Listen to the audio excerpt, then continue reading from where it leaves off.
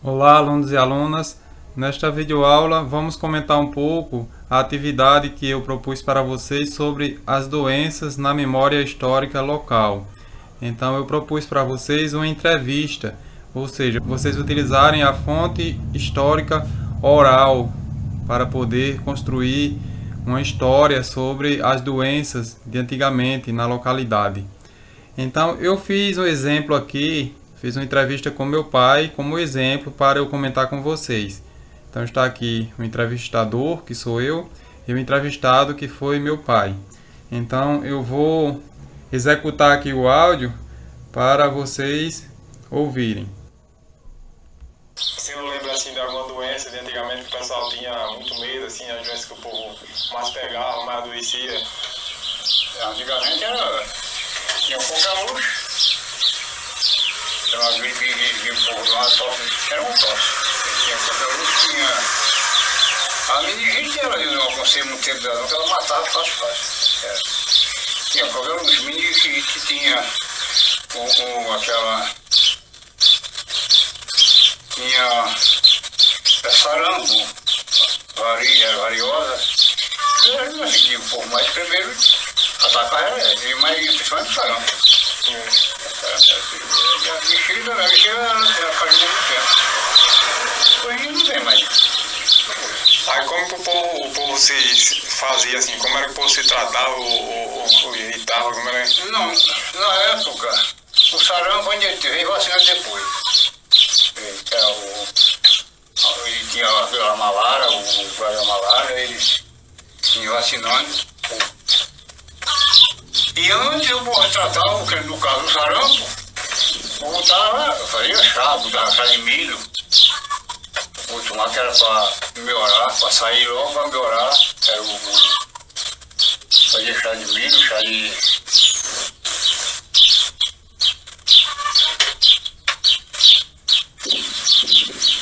Chá de merda de vaca, tudo fazia. E era do mato mesmo. Antigamente não tinha, nem clamava, o cara não podia comprar o pobre. Era remédio do mato.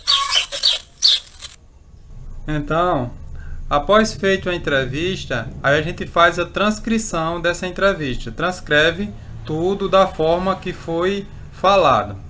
Vou mostrar aqui rapidinho a transcrição dessa entrevista. Então não vou ler a transcrição porque vocês já escutaram, tá bom? Mas só para vocês verem que tem que fazer toda a transcrição. Aqui colocar o entrevistador, colocar as perguntas e a resposta. Vamos voltar aqui. Depois de feita a transcrição, então você vai ler com bastante atenção e vai começar a fazer as observações. No caso da atividade de vocês, eu propus que vocês apenas fizessem depois um texto falando sobre as diferenças e as semelhanças entre as doenças de antigamente e as doenças e a doença atual, no caso o coronavírus, tá certo? Aqui eu gostaria de fazer algumas observações a mais. No caso, a gente observa quais foram as doenças citadas: coqueluche, meningite, variosa, talvez seja varíola pelo nome, eu acho que deve ser, e bexiga, que também é a varíola, no caso seria a mesma coisa aqui, e a malária. Então, como na própria entrevista, ele coloca assim, que ninguém veio falar mais nessas doenças. Então, isso quer dizer que houve um tratamento dessas doenças, houve um enfrentamento dessas doenças e atualmente elas estão sob controle. Outra coisa importante na entrevista é pensar a questão da oferta de serviços de saúde ou não, que na época era mais difícil o acesso aos serviços de saúde. Era tanto que as crianças tinham muito medo dos médicos.